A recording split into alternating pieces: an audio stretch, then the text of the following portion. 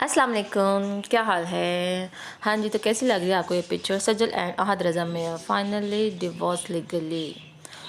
ہاں جی، خبر بالکل پبلک میں آ گئی ہے، جس چیز سے سب لوگ وہ کہہ رہے تھے کہ یہ خبر فیک ہوگی، جھوٹ ہوگی، لیکن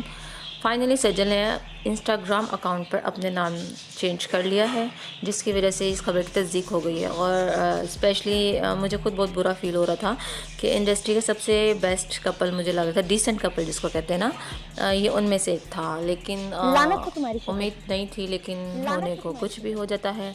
اب یہاں پہ لوگوں کے الگ الگ ریمارکس ہیں کہ ان کو کوئی فرق نہیں پڑتا، یہ ہوتا ہے وہ ہوتا ہے، لیکن